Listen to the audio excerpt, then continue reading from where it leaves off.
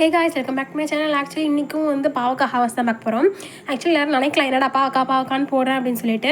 இது தினமும் காய்க்கிற பாவக்காய் தானே, இதில் என்ன இருக்குன்னு சில பேர் கூட நினைக்கலாம். ஏன்னா ஒருத்தவங்க கேட்டாங்க என்கிட்ட நேரில், அதனால தான் நான் வந்து இது உங்கள்கிட்ட ஷேர் பண்ணுறேன். ஃபர்ஸ்ட் ஆஃப் ஆல் வந்து எங்கள்கிட்ட வந்து நாங்கள் கொடி போடலை, தானாக வளர்ந்த கொடி தான், தோட்டம் ஃபுல்லாக கொடி இருக்குது.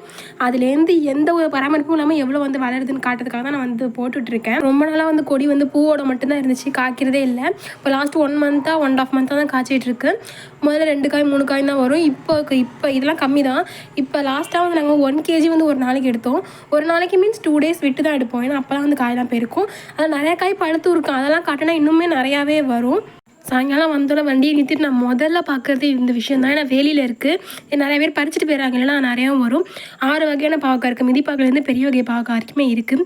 நாங்கள் வந்து தெரிஞ்சவங்களுக்குலாம் கொடுத்துட்ருக்கோம். அப்புறம் வந்து வத்தல் போட்டுட்ருக்கோம். செடி பராமரிப்புலேருந்து ஹாரஸ் பண்ணுறது மட்டும் தான். நான் வாயிலே பாவக்காய் வைக்க மாட்டேன். அதனால தான் எங்கள் அம்மா வந்து வத்தல் போட்டுட்ருக்காங்க.